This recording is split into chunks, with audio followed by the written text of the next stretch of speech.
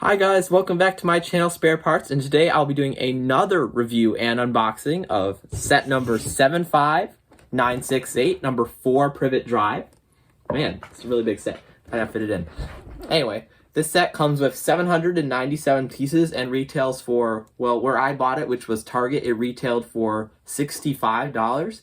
But if you want to buy it at lego.com, it retails for around $80. So the retail's pretty weird, but it retails for somewhere between $60 and $80. And I'll be unboxing this today, so stay tuned to find out if it's worth the money. Here is the box for a number 4 Privet Drive, and at the top here we have the Harry Potter logo. There's nothing really special about this. We have the characters, just the normal little wand or spell cast that goes around the top. And then in the background here, it looks like we have some more Privet Drive houses, and what I find really cool about this is these are actually built in Lego. If you look to the side, they're not like the real house from the movies. They're actually built in Lego, which is super cool. I'm glad they added that in. But anyway, on the front here, it looks like there's the house with the Dursley family out front, and then the Ford flying away with part of the window. Very nice action scene. Then we have Dobby hiding in the bushes down here. And then we have description for the set, the age rating, the piece count, and the set number. Very nice front box art. On the back, it gives a better look at the interior of the set. As you can see, it looks like it's 2 stories. There's Dobby on the top and then the family on the bottom. Looks like there's a bunch of pictures of what else the set can do. There's more over here. And then it looks like there's some owls on the top. That's very nice. Nice reference to the movies. And then there's the car flying away. So nice other view of the set. On the sides of the box, it looks like there's a better view of the minifigures and their scaling. As you can see, there's the actual size Dobby. So Dobby's actually that size. On the side, it just looks like there's more pictures. The bottom is just the branding and stuff. Over here, more pictures. Yeah, nothing really interesting except for this image right here. All right, let's open this set. And aha, looks like this set has tape as a seal, which is very nice. I really like tape a lot better than push tabs on sets because I feel like, bro, my cat needs to be quiet. This seems pretty dangerous the way I hold scissors sometimes. There we go. Alright, I'll move this so you can see inside. Ah, we have a bag. It's bag number 4. And then here's the sticker sheet. That doesn't look too bad for the price. That's a pretty good sticker sheet. Oh my gosh. Why is the instruction manual so like crumpled? This is just, look at that. I wish they'd be more careful putting that in. Ugh. And this is bag number 5. That looks like the car. We have bag number 3. Looks like part of the house. And I think we have 2 more bags and that's it. Oh, we have a loose plate in there. That's nice. Then that's bag number 2. And then that's bag number 1. There we go. It looks like there's 5 bags in the set, and that's everything. So yeah. So this is what it is. There's an instruction manual, there's the sticker sheet, there's a loose base plate thing, or not really a base plate, just a plate. And then there's 5 bags. Let's get building. Here is the complete set built. I think it looks pretty good. It's actually a pretty nicely sized house build. I think it would look really good in the Lego City. And there were some extra pieces in the set, although they aren't really worth showing. There's just a bunch of extra foliage pieces and things. Anyway, this is what it looks like all together. Starting off with minifigures, our first minifigure is Harry Potter, and he's basically just a normal Harry Potter, just in his summer clothes. He has the same headpiece and hairpiece, but I think the torso piece might be kind of exclusive, I'm not sure. But on the back, it's like a plaid or checkered shirt. It's a very nice version of Harry Potter.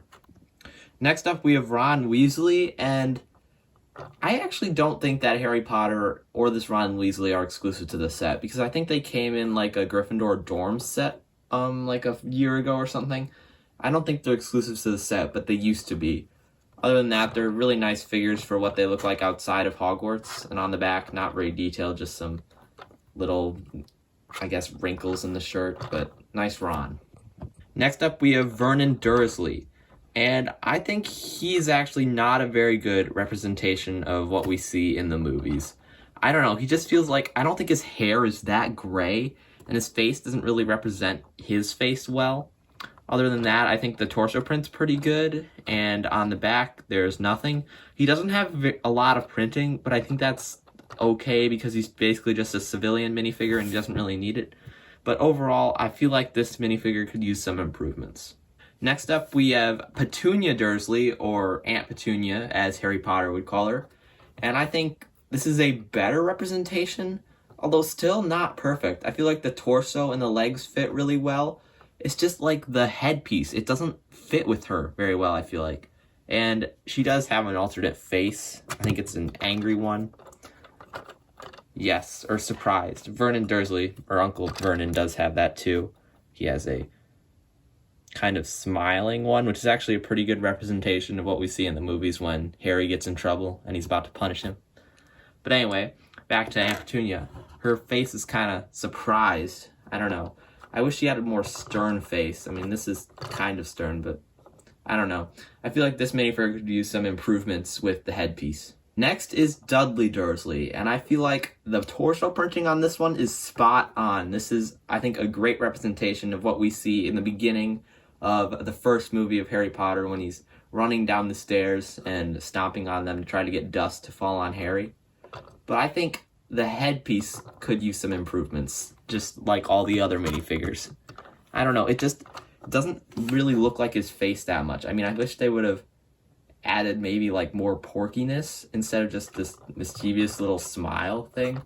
And his other face, I don't know.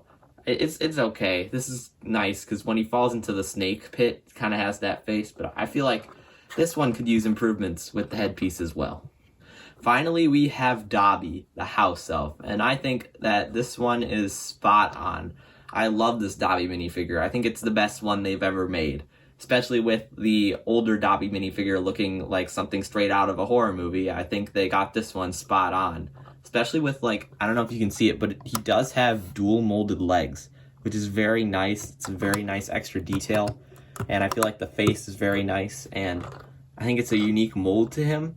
And then on the back, we have more detailing for, like, the beat-up cloth he wears. Very nice minifigure, probably the best one in the set. There are also two owls included in this set. The first one is supposed to be Hedwig. This is not exclusive to the set. This Hedwig owl is in, like, a bunch of different sets with the wings out, but still nice inclusion. And there's also a normal barn owl, or just brown owl, in the set. Very nice that they included some owls, but none of them are exclusive. This set has a whole slew of play features, so I will be starting off with just the house play features, and I'll get to the other ones. So anyway, let's get into this. First play feature you will notice is that there is a door, and that door can actually open if you grab this doorknob. It is a little hard to do, but if you get your fingernails in there, you can kind of open it. But that leads to the interior, so that's nice. And then on the side, we'll work our way clockwise. There is a opening where you can actually access the cupboard under the stairs. And I think this is a really cool detail. There's some stickers in there, and you can just put Harry Potter. Okay then, I guess my cat kind of wanted to intrude on the video. Anyway, I'll get back to this. So you can put Harry Potter in there, and he just kind of sits down here. You can put him on the bed, and it's kind of hard to see, but there is a space in there. And you can also open it up on the other side, like that, and there is an opening to the other side. Moving on to the interior play features of the set, I have brought a light over because the lighting kind of sucks in here, and this will give us a better view of what is inside. So starting off with probably the coolest play feature I've ever seen on a Lego set, is you can actually replicate the scene where the letters flood into the house through the fireplace. And the way you do that is, you might have noticed this crank here. You want to make sure it's tilted or turned this way. And then on the side of the house, there's a little slot that you can insert the letters into. So 1, 2, 3. So it did include 3 letters, but I think you can add more. But anyway, what you do is that you turn this crank and the letters, they flood into the hallway and onto the carpet. It's super cool and it works pretty well. I've had some problems with it getting stuck, but other than that, it's just a great play feature. It's so creative and it's really simple. There's just like a little path they go down and then you tilt this and then like there's a thing that moves out of place and then that creates room for them to flood down. And then moving on from that, there is the interior couches and chairs where you can just place minifigures. Kind of a play feature to just have them in there, pretend that they're talking to each other. Although I have had a problem with some of these chair and couch designs is that the thing that keeps the minifigures on is on the front stud instead of the back stud, so it goes right here. And these are the stronger studs on a minifigure's legs, so it kind of gets stuck sometimes. See if I can show you. I don't know, I've had that problem before where the pieces come off the chairs with the minifigure, although not that often. It's just something I noticed while messing around with the set. Anyway, moving on to this side, there is actually a cupboard under the stairs door out into the hallway. So if you go in there, it's really difficult to kind of get in there because like my hands are bigger. So there we go. There we go. Now you can kind of see it does open up to the cupboard under the stairs, like I showed before. It's super cool. Anyways, onto the second floor. So as you can see, there are some stairs right here that lead up to the second floor. And you can place minifigures on there to pretend that they're going up and down.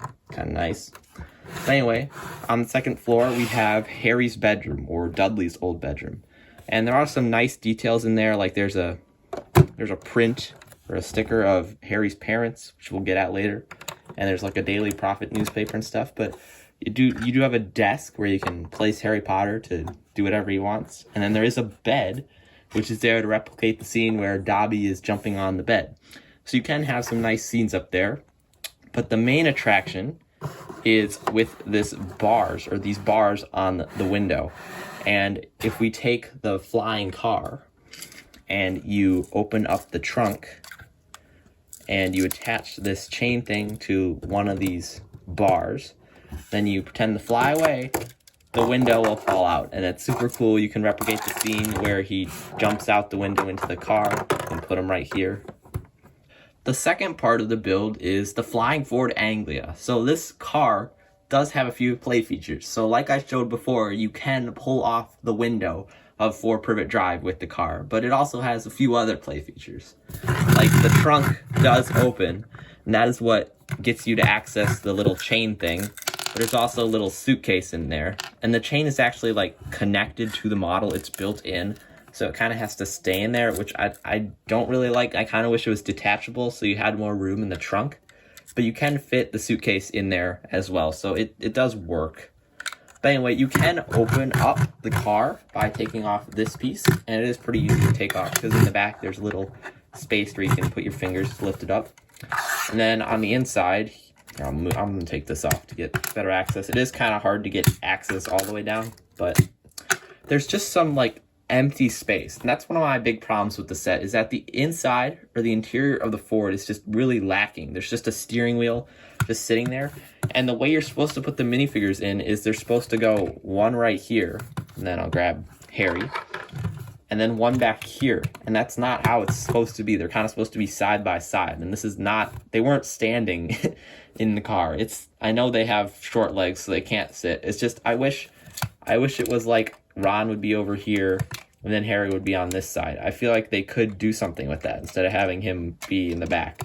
I don't know. I just wish they've done it before. They've done that before. I just wish there was more room in the Ford. This set also has just one of the most random play features ever. Like, it includes the cake that Dobby drops on the Masons in the second movie, but it's just really random because the Masons aren't included in the set, and like there's no kitchen or anything. So it's really weird. I mean, you can put him in the house with the cake, like right here, and then him over here, but it's kind of weird because there's no character to drop the cake or pudding or whatever it is onto. It's kind of weird. One final play feature or just thing that's included in the set is they do have the Privet Drive road sign, which I think is very nice. It's a Nice reference to the opening shot of the movie where there's the owl on top of the Privet Drive sign. I don't know, it's really cool. It's a nice inclusion. It doesn't really add much to the set, but still super cool. Alright, I have to do stickers and prints now. I feel like this is going to take a really long time because there are actually a lot of stickers and prints in the set. So I guess I'll start with the house. First one is, there is a door sticker on the set. And that's just so annoying. I find door stickers to be one of like the hardest stickers to apply because you just got to get it right and matched up with like the doorknob. Oh my gosh, it was really hard. That was one of the most annoying stickers in the set. There's also a number 4 Privet Drive sticker. And that one was really small, kind of hard to apply, but it was better than the door sticker. Ugh, 2 worst stickers are right next to each other. Anyway, I think that's all the stickers on the front. And then here, we'll start with this cupboard under the stairs. There's probably some stickers and stuff in there. Anyway, if we go to the cupboard under the stairs, there is actually a nice shelf sticker in there. It's very hard to see, but it's right there. There is a shelf sticker. Nice details and stuff. Moving on to the back of the house, there is a load of prints and stickers in here too. If you look really closely, here, I'll bring in the light for this. Let's see. On the door, on the back of the door, there is the mail slot that's been boarded up. And I think that's a very nice sticker. It's not a complete door sticker, so it was easier to apply. And it's a nice inclusion. And then above the fireplace, where that super cool play feature is, there is a picture of the Dursleys. And that's nice. Nice mantle, too, that it rests on. It's a cool build, even though it's really simple. And I think that's all that are... Oh, wait, there's one more. Forget about this one. On the door to the cupboard under the stairs, there is a vent sticker, just to add so people know that it's the cupboard under the stairs, I guess. It's nice. It's pretty easy to apply. And then up above, there's a few stickers as well. On the wall, there is a Gryffindor sticker, I think, and that's nice. And then on the desk, there is a picture of his parents. I think this is supposed to be the cover of that book Hagrid gives him with pictures of his parents on it. And then there is a Daily Prophet magazine over here that says The Boy Who Lived. It's a nice inclusion. I don't think that's exclusive at all. It's just in a lot of sets. So really, I don't think there's any exclusive prints as a whole in this set. But besides the house, there is also the car. And the car does have... Actually, the car does have, I think, 2 exclusive prints. On the doors here, this is actually a print.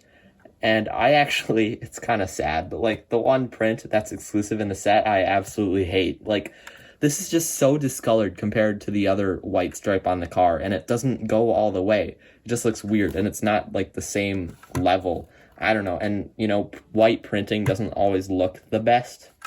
So I don't think that looks very good. It's nice that we got a print though. There's also some stickers right here on these clear pieces, these triangle pieces. There's one on both sides. I think it adds to the car. It's just, there's like these gaps here. You know, it doesn't look the best, but it's nice. And there's also some stickers. There's like the license plate and the license plate over here. So yeah, there are some stickers on the car. And lastly, the Privet Drive this is a sticker, unfortunately. So they couldn't print Privet Drive. Ugh. Anyway, there's lots of stickers. One more print is there are the mail pieces that are printed. They're not exclusive. There's just like the normal mail print. So nothing really special there. Just, I'm glad they weren't stickered. Establishing price per piece for this set is actually a lot more difficult than I would think it would be. Because where I bought it at Target, it was $65, but on Lego.com, it's $80. So I guess if you were to buy it at Lego.com for $80, the price per piece would be around 10 cents per piece, because it does have 797 pieces in total. So I think it is fair for what they're asking at Lego.com, but if you can get it at Target, it's an even better deal, because it's like $65 or $60. That's more like 8 cents per piece. So I would recommend getting it at Target. I'm really struggling here on what to give this set, because I just think that the build for this set is amazing. Like, the building style and just like how good it looks to display is just phenomenal. But like I said before, the minifigures they have some accuracy issues. So I don't know though, because I got it at Target for like a really cheap price, $65, and you still can get it for that price. So I guess What I'm saying is if you were to buy it at lego.com for the $80, it's probably like a 9 out of 10 or an 8 out of 10. But I think buying it at Target, like for that cheap price, made me feel like this set is a 10 out of 10. For what you're paying, you definitely get value. You get like a really cool house build, a very iconic vehicle, and some semi-good minifigures. So there you have it, guys. That's my review and unboxing of set number 75968, number 4 Privet Drive. If you enjoyed the video, feel free to like and subscribe, and I'll be releasing another unboxing video soon.